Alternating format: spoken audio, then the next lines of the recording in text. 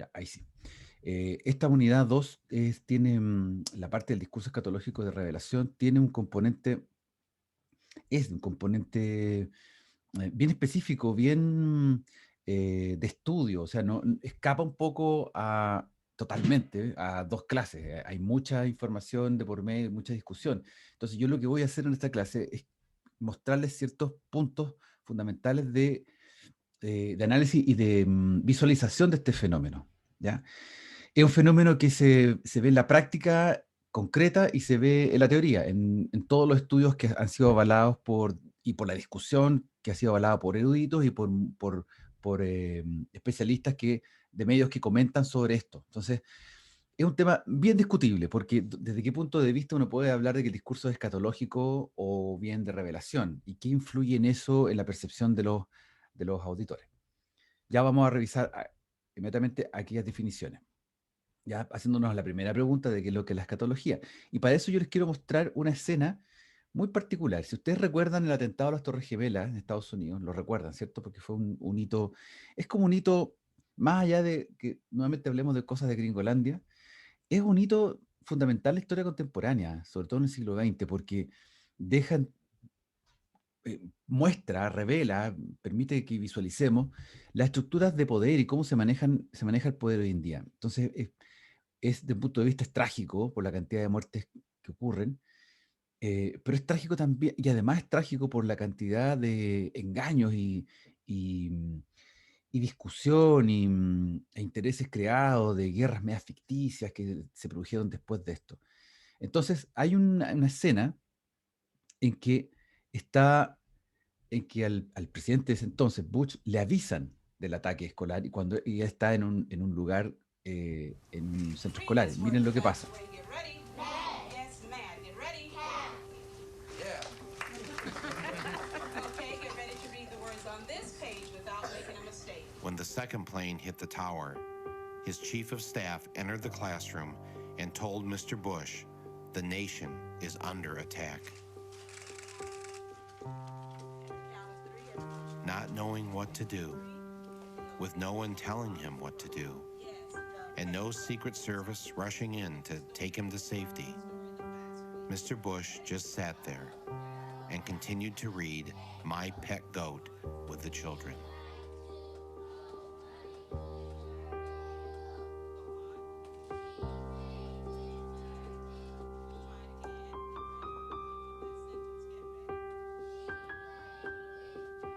Nearly 7 minutes passed with nobody doing anything.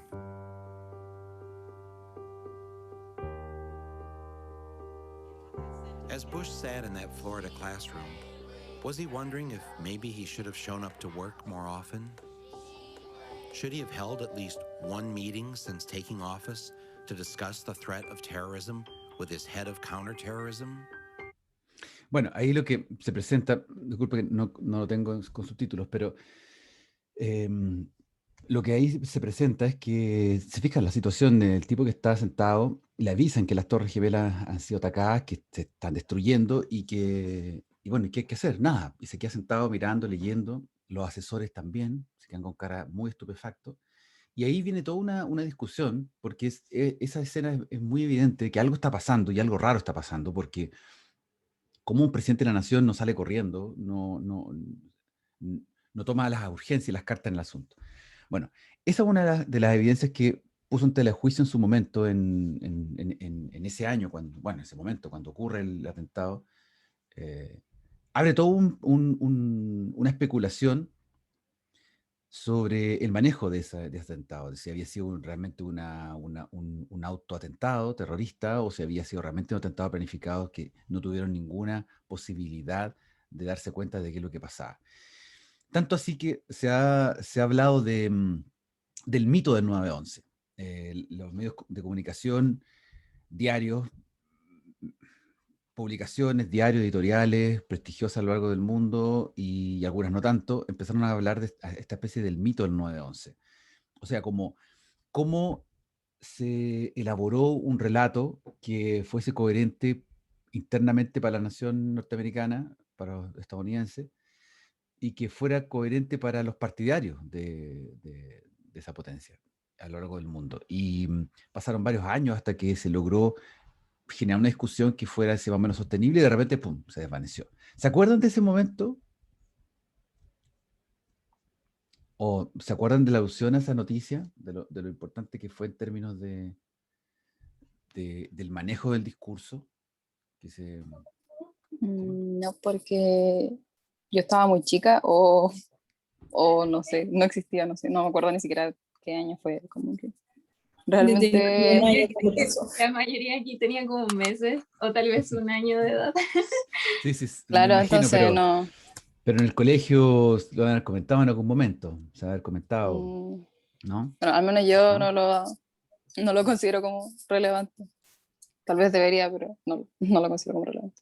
Este hecho, ¿no lo consideras relevante? Sí, porque no sé, como que le tengo mucho odio a Estados Unidos. Ah, Entonces, eh, no sé, como que, ya, pues pucha, qué lata. mira, es que separa las aguas. Yo lo que te estoy comentando es que no es que estemos, no es amor o odio a Estados Unidos, sino que lo que ocurre es que devela una serie de características de manejo discursivo a nivel mundial. Ese es el hecho interesante de esto. Y además, obviamente, la cantidad de muertes inocentes que se dan en este hecho. Como miles de hechos que ocurren en el mundo. Lo que pasa es que algunos son más vistosos que otros. Por ejemplo, no sabemos nada de África. Todo lo que ocurre en África es una cuestión impresionante. Es como un terreno de nadie, donde hacen y deshacen lo que quieren. Les voy a contar un poco de qué se trata esto. La escatología es, o la antepos histórica, es aquella perspectiva en que se ocupa del fin del mundo, el fin de la humanidad, el destino final del universo. Y la escatología viene planteada desde discursos como el Apocalipsis. Hay una figura bien relevante sobre los 4 jinetes del Apocalipsis. Existen discursos hoy en día, y por eso la pregunta, que se basan en este tipo de relato, o llamémosle metarrelato, que es la escatología como el fin de los tiempos, el fin del mundo. ¿Por qué les presenté el hecho que acabo de presentar de las Torres Gemelas? Porque es un hecho que tiene que ver con la relevancia del manejo del discurso escatológico. Ese es el punto.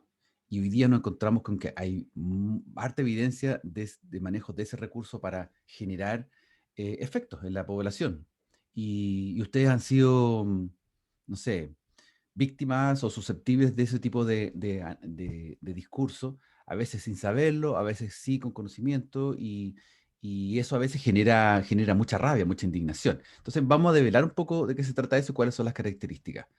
Por ejemplo, en el capítulo 8 del Apocalipsis aparece una de las célebres, digamos, modelos o metamodelos del análisis, de la formulación escatológica. Juan ve fuego y desolación que se derraman durante el séptimo sello y que preceden a la segunda venida. ¿Ya? Cada uno de los sellos son visiones de los signos de los tiempos en el Apocalipsis. Entonces, eh, hay una película de Ingmar Bergman sobre el séptimo sello, que es el sello de la muerte. Entonces, cada uno de los sellos son analogías de eh, ciertas visiones que ocurren en el tiempo. Y, por ejemplo, plantea, y cuando él abrió el séptimo sello, hubo silencio en el cielo casi por media hora, y vi a los 7 ángeles que estaban delante de Dios, y les fueron dadas 7 trompetas. Y otro ángel vino y se puso delante del altar con un incensario de oro, y se le dio mucho incienso para que lo dañese las oraciones de todos los santos sobre el altar de oro que estaba delante del trono. O sea, es una imagen bien fantasmagórica, con la clásica, como se abre el cielo, aparecen fuegos, rayos y centellas, algo así. Aparece el humo del incienso que sube desde la mano del ángel delante de Dios con las oraciones de los santos. Estas imágenes del Apocalipsis son imágenes que han tomado un montón de imagenología para trabajar, para hacer películas de superhéroes, eh, videojuegos, alucinaciones, eh, discursos sobre el bien y el mal, en diversa escala, en diversos sentidos. ¿Ya? Pero aquí está como la materia prima de aquello. ¿Ya? Ahí yo se los dejo en la presentación para que después le echen una mirada el lenguaje y la cantidad de simbología que hay implicado en aquello. O sea, el discurso escatológico es un discurso simbólico, un discurso que habla del fin de los tiempos. Entonces, a propósito de eso, eh, hay una película que es Zeitgeist, que se hizo posteriormente a esto de las Torres Gemelas. Zeitgeist es un vocablo alemán que significa el espíritu del tiempo, y ha sido, es como un préstamo para declarar esta relación. Y en esta película, el director, Peter Joseph, que es un tipo que tiene una organización y que también fue súper cuestionado porque se habla de un aspecto súper confabulacional. ¿Ah? Como hay, desde de los tipos que piensan que todo fue urdido de una manera maquiavélica para generar miedo, temor, etcétera, a otros que dicen esto fue un accidente, esto fue algo de terrorismo internacional y es otro hecho de los hechos más de terrorismo internacional. Bueno, Peter Joseph lo que hace es declarar, decir, miren, mi hipótesis es la siguiente: existe lo que podríamos decir el mito creado para justificar estos hechos ante la opinión pública interna y del mundo. Y el mito, ahí está, acá traducido, dice lo siguiente, acá yo les marco los elementos fundamentales. 19 secuestradores dirigidos por Osama Bin Laden tomaron 4 jets comerciales con navajas mientras evadían el sistema de defensa aéreo, el NORAD. Alcanzaron el 75% de sus objetivos. Las torres 1, 2 y 7 del World Trade Center colapsaron en forma de pancake debido a una falla estructural causada por el fuego. Asimismo, el avión que alcanzó el Pentágono se vaporizó en el impacto, igual que el avión que se estrelló en Shanksville. La comisión del 9/11 descubrió que no hubo advertencia previa por este acto terrorista, mientras que múltiples fallas gubernamentales obstaculizaron una defensa adecuada. Ese fue el discurso oficial que se dio, el comunicado oficial. Entonces, muchos de los hechos que ocurren en el mundo actual, bueno, desde hace un par de siglos, pero con el advenimiento de la comunicación inmediata, que eso no ha tomado más allá de 80 años, apareció una nueva manera de generar relatos y relatos institucionalizados. Entonces, este es un relato institucionalizado con varios elementos formales que cada uno de ellos son desmenuzados en el documental.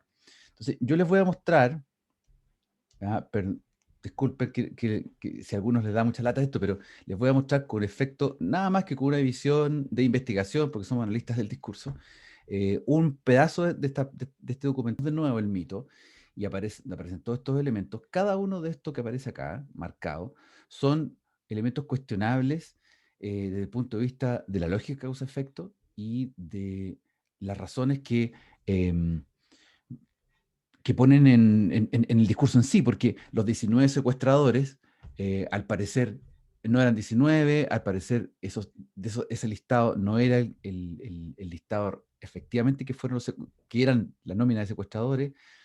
Esa cuestión muy irrisoria que se encuentra un pasaporte, que se tomó, yo me acuerdo que fue como una evidencia de un pasaporte de uno de los secuestradores, que imagínense, había explotado el avión y el pasaporte había caído desde arriba abajo y estaba ahí en el suelo esperando ser eh, tomado y develado.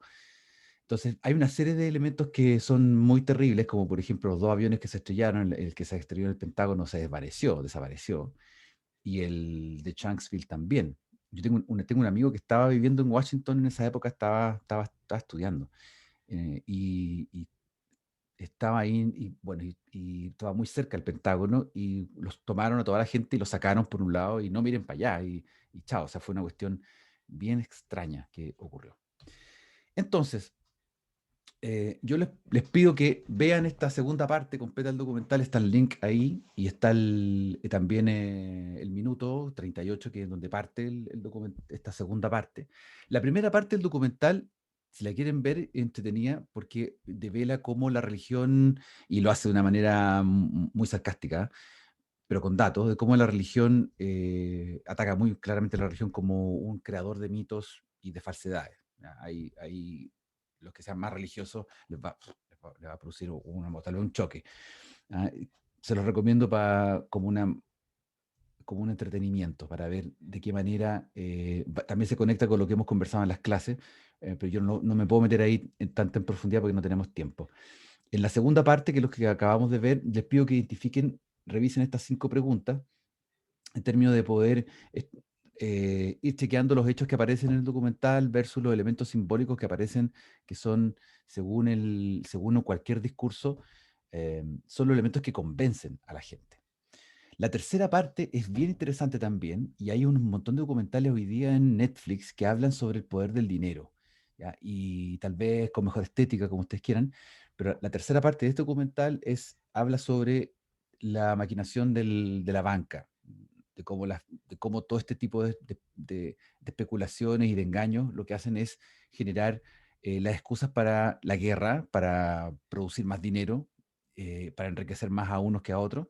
Y, y esa tercera parte, insisto, hay un par de documentales muy buenos, algo que se llama como eh, develar cómo es el dinero, la democracia todo lo que tenga títulos con democracia y dinero y producción desigual, tratan esos temas, que son muy relevantes para efectos del discurso. En Chile, ¿qué pasa en nuestro Chilito? ¿Se usa el monomito desde el punto de vista escatológico para generar algún miedo en la población, eh, para generar alguna remirada a la realidad, remirarla, rechequearla?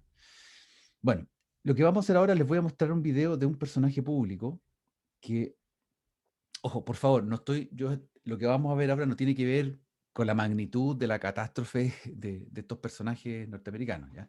Lo que vamos a ver es como un ejemplo de un medio público, uno más de otros, y un personaje público que está en ese medio dice cosas y habla sobre la realidad, ¿ya? Entonces, vamos a tomar como ejemplo medio Bio Bio Chile, un medio que habla de todo, en general, a la gente que estamos más atentos a, mm, a la reivindicación de nuestros derechos como ciudadanos y queremos un mundo más justo, más equilibrado.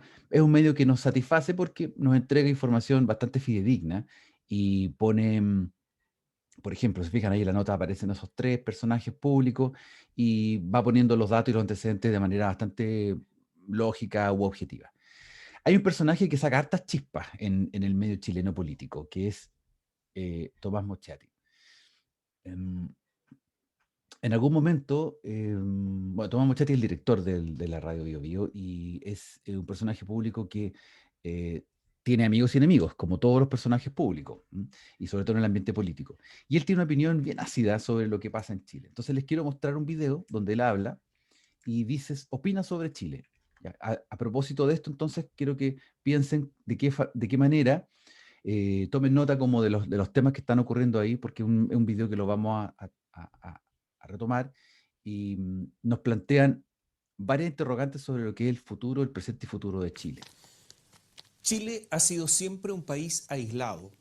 No es una simple retórica poética que la cordillera, el desierto, la Antártica, el mar infinito hayan constituido barreras naturales. Así, nosotros los chilenos nos transformamos en isleños. Y una de las características de los isleños, además de la inconsciencia de lo que ocurre fuera de la isla, es su homogeneidad. Y eso somos los chilenos, muy homogéneos.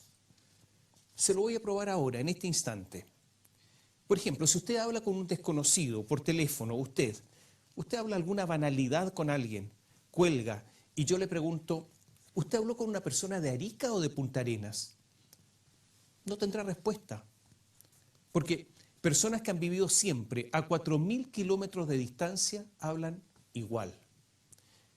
No hay ningún país en el mundo, ningún lugar en el mundo en que personas que vivan tan lejos hablen igual, de la misma manera. Solo ocurre en Chile y eso se produce por su aislamiento. Usted sabe, leche más plátano y azúcar, usted los mete en una juguera y el resultado es leche con plátano, homogéneos. Chile siempre se ha parecido a una probeta de laboratorio, esa que se usa para la experimentación, para los ensayos. Esta homogeneidad, unida a una característica perdida, el verticalismo, hizo que Chile fuera durante muchísimos años un mercado de prueba para nuevos productos, un país de ensayo y error. Aquí se probaron no solo productos nuevos, sino también campañas de marketing que después se desarrollaron en otros países. Pero no fue solo el marketing, también hubo ensayos en política. En 1936 surgió en nuestro país el Frente Popular esa alianza impulsada por los partidos Radical, Comunista, Socialista, Democrático y la Confederación de Trabajadores de Chile. De ahí surgió la presidencia de Pedro Aguirre Cerda y fue el experimento para oponerse al fascismo. Fue bajo la presión norteamericana que un gobierno de derecha, el gobierno de Jorge Alessandri, comenzó con la reforma agraria, aunque incipiente, tanto que la llamaron la reforma agraria del macetero. Pero comenzaba ahí otro experimento. Ante el avance de las fuerzas marxistas en América Latina, en medio de la Guerra Fría, iluminados por la victoria de Fidel Castro en Cuba, surgió en Chile la idea de que la mejor forma para detener el avance de las fuerzas marxistas o comunistas y la radicalización de la izquierda chilena era la democracia cristiana. ¿Qué propugnaba la democracia cristiana en ese tiempo? El socialismo comunitario, basado en la doctrina social de la Iglesia. Los DC de la época marchaban con la Biblia en una mano y la obra de Jacques Maritain en la otra. De más está decir que este ensayo fue apoyado con muchísimos recursos por parte de Estados Unidos, que financió parte de la campaña presidencial de Eduardo Frei Montalva.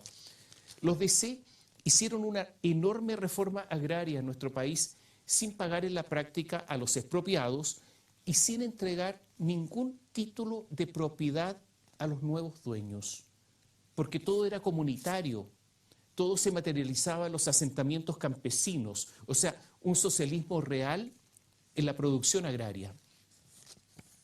El país se fue desencantando de cada experiencia para luego pasar a la siguiente. Del socialismo comunitario, con incienso e invocaciones al Dios cristiano, se pasó a la Revolución Chilena, con empanada y vino tinto. En nuestro país surgió el primer gobierno marxista que llegaba al poder por las urnas en el mundo, porque hasta entonces siempre había sido o habían llegado al gobierno por la vía armada.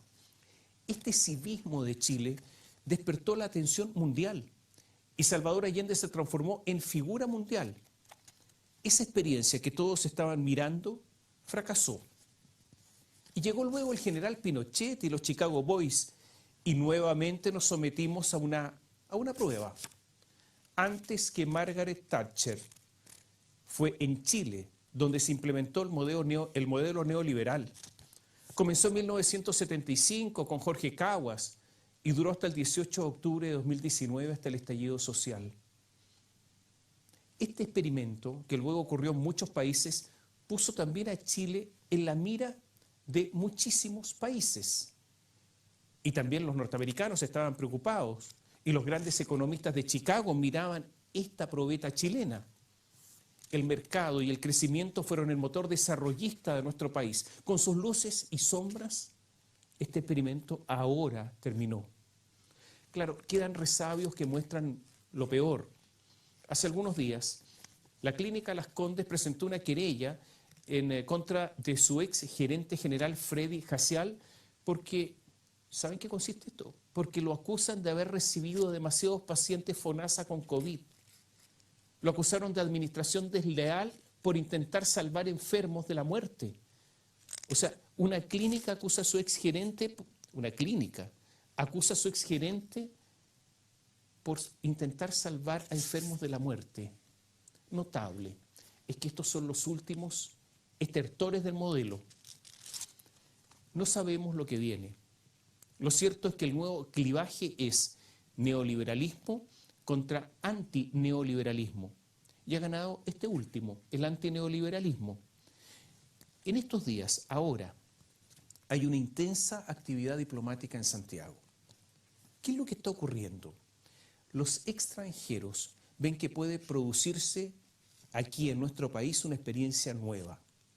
Agotado el neoliberalismo por la desigualdad, por el abuso, por la arrogancia de los grandes empresarios, el cambio cultural, el choque generacional, la irrupción de las nuevas tecnologías. Recordemos que la nuestra será la primera constitución que se redactará en el mundo bajo la presión de las redes sociales.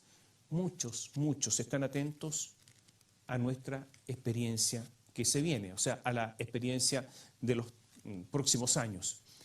Pese a la violencia inaudita ocurrida, no solo por su envergadura, sino también por su prolongación de varias semanas, muchos siguen confiando en la excepcionalidad chilena en América Latina.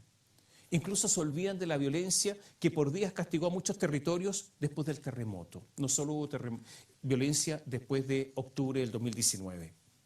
La excepcionalidad chilena está dada por su homogeneidad, lo repetimos, y por su fortaleza institucional. Porque pese a la gran caída de las instituciones, pese a la violencia, el gobierno chileno no cayó, el gobierno de Sebastián Piñera, sino que hubo un acuerdo para una salida institucional, un acuerdo para votar por el término de la Constitución y votar para elegir una asamblea constitucional. Muchos creen que la vía chilena puede ser un modelo para otros países de América Latina. Por eso el proceso chileno recibirá ayuda externa, mucha ayuda externa, para que le vaya bien.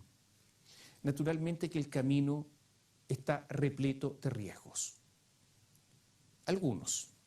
El Partido Comunista chileno, se modernizará reconociendo, por ejemplo, los horrores de Venezuela y entenderá que los derechos humanos deben defenderse siempre y en todo lugar. Habrá un reconocimiento de que debe haber espacio para el mundo público y el mundo privado. Se entenderá que si se quiere más Estado, es imprescindible modernizar el Estado porque si no la experiencia fracasará. Es posible meterse en la cabeza que si es ético pagar impuestos, también lo es, y en la misma medida utilizarlos bien. Bien, ahí hay interrogantes finales, ¿ya? El video un poco más largo, no lo vamos a ver ahora, pero es un video que les voy a dejar el link porque es un video que lo vamos a usar en estas clases y sobre todo lo vamos a usar para la prueba de la próxima semana. Por eso les pido que revisen este video con atención, vean cuáles son las 3 ideas fuerzas que manifiesta el director del medio. Segundo, veamos cuál es la causa de lo que él atribuye, que es la causa de la situación social y política de nuestro país, y el peor miedo que pronostica para Chile, que tiene que ver también con estas interrogantes que justo estamos escuchando en este momento del video. Y luego ustedes plantean su opinión personal, si están de acuerdo con lo que se plantea y por qué. ¿Ya? Entonces yo sugiero que revisen el video, bueno, lo vamos a revisar para el efecto de la prueba también, en la prueba, y podamos sacar hacer un análisis que podamos sacar estas ideas fuerza, podamos ver cuáles son los argumentos que él va explicando, va detallando, va describiendo, porque hay un relato que él tiene. Como les decía hace unos minutos atrás, Mochati es un personaje bien, bien polémico porque es abogado y es el director del medio, director de la radio Bio Bio, que fue radio y ahora es un medio, un conglomerado de radios a lo largo de todo Chile, tiene un sitio web, tiene televisión, tiene de todo, es como son ahora los holdings comunicacionales. Y la visión de él, que es una visión editorial, plantea, en muchas oportunidades uno está de acuerdo con él, o sea, encuentra que fantástico, o sea, digamos, no es algo que, mm, que saque ronchas cuando uno, le insisto, cuando uno está escuchando, quiere escuchar qué es lo que está pasando desde el punto de vista de la reivindicación de los derechos y los deberes y la justicia social. Pero probablemente es el personaje que saca muchas ronchas en el ámbito político a ciertos sectores de izquierda, sobre todo de derecha, aunque también le tiraba hartos palos a la izquierda, y hoy día, en el video que acabamos de ver, pueden haberse dado cuenta que le tira muchos palos a la DC, que siempre ha estado como en el centro, autoproclamada en el centro. Pero a propósito de eso, lo que hace es hablar de Chile, pintar un Chile, ¿ya? Yo no quiero establecer que lo que él plantea acá es escatológico per se, ¿ya? Pero sí tiene elementos de la escatología de una manera muy subrepticia. Y para bien o para mal, o si no, nos gusta o nos desagrada, están presentes de alguna forma. Entonces, eso es lo que me interesa que ustedes puedan develar con el análisis a este video. ¿Tienen alguna pregunta o comentario que hacer, por favor?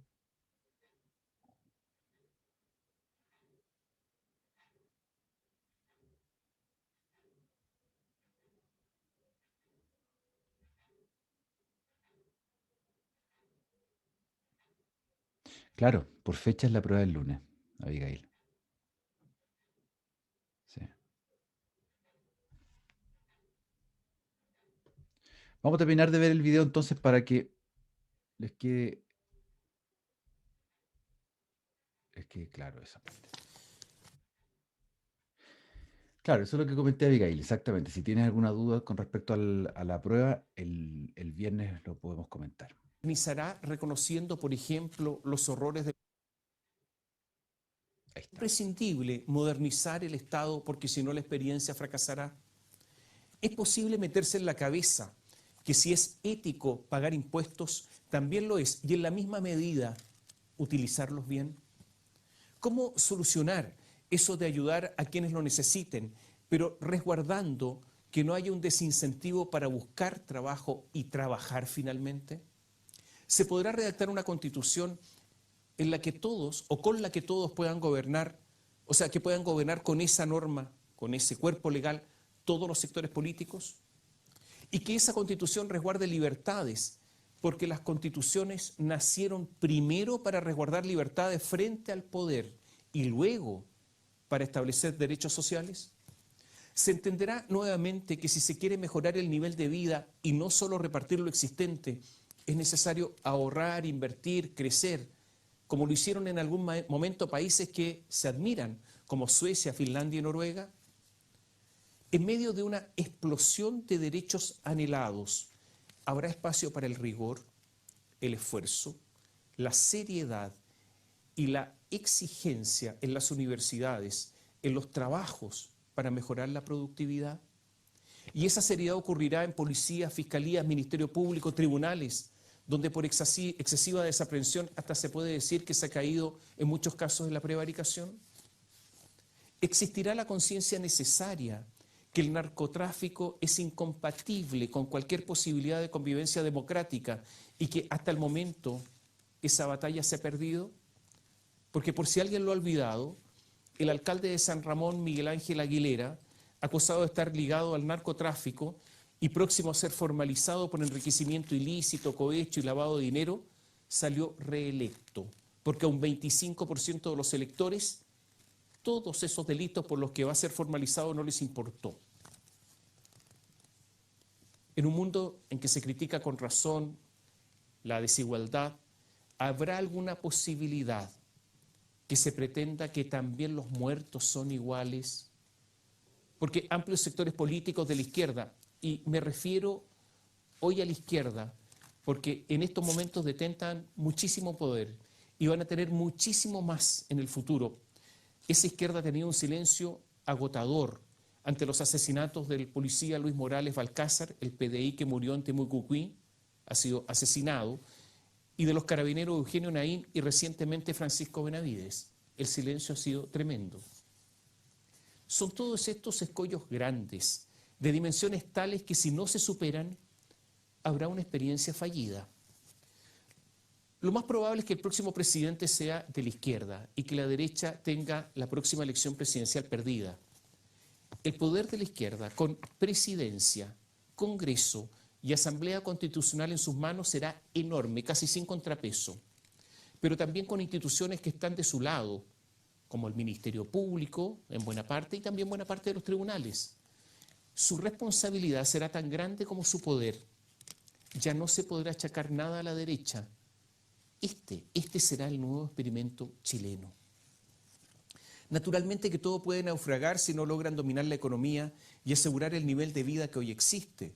Porque muchos jóvenes que desean cambios, ahí está el cambio cultural, les va a costar soportar un deterioro de sus condiciones de vida, porque el altruismo no es tan grande como para eso.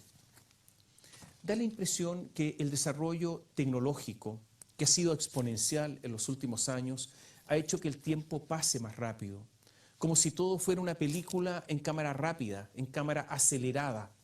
Y los procesos políticos también se ven acelerados, por lo que la nueva experiencia chilena, para bien o para mal, también va a ser una experiencia rápida, acelerada. Los ojos están puestos en Chile y su nuevo experimento. El futuro dirá si es una fórmula que pueda ser replicada en esta parte del mundo. Naturalmente que nadie se juega aquí la vida. Somos un país pequeño, insignificante, en el que si la experiencia funciona, fantástico. Y si no funciona, no importará tanto. Si nos va mal, no le provocaremos daño a nadie, no le pasa nada al resto del mundo. salvo a nosotros mismos, como el ensayo que ocurre en una probeta de laboratorio, tan importante o tan insignificante como eso. Bien, bien, eso era. Ahí estaba el video. ¿Alguna pregunta, duda final?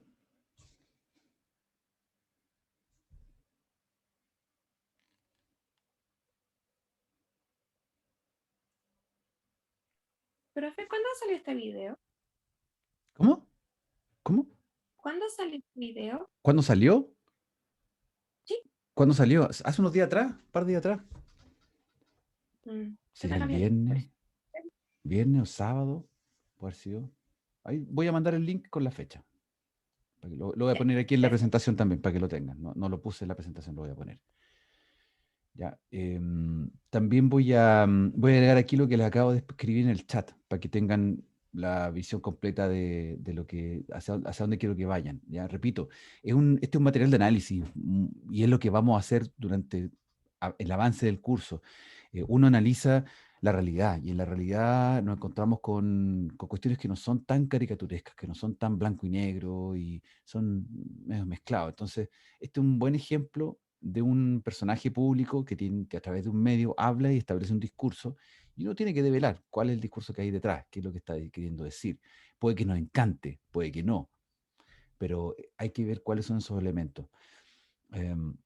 Insisto, él va paso a paso relatando hechos, anécdotas, cosas que ocurren. Y a cada una de esas anécdotas y cosas que ocurren le agrega un comentario, le agrega un matiz.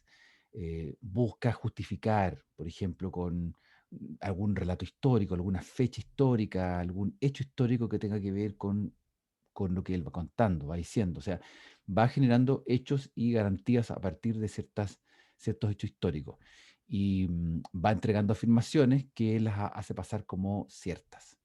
Y eso es importante que ustedes lo puedan ir eh, eh, separando, desagregando en el relato que él va planteando. Por eso es que lo vamos a considerar para la prueba, porque desde ya véanlo, van a tener que verlo de nuevo y revisarlo y tomar notas y después en la prueba lo que vamos a hacer básicamente es tomar a partir de estas primeras, de estas 3 interrogantes que estoy planteando acá de tarea por hacer, vamos a profundizar y vamos a separar los elementos que hemos ido comentando, o sea, poder sacar realmente una foto descriptiva del discurso, del relato que este personaje ha ido contando, va diciendo.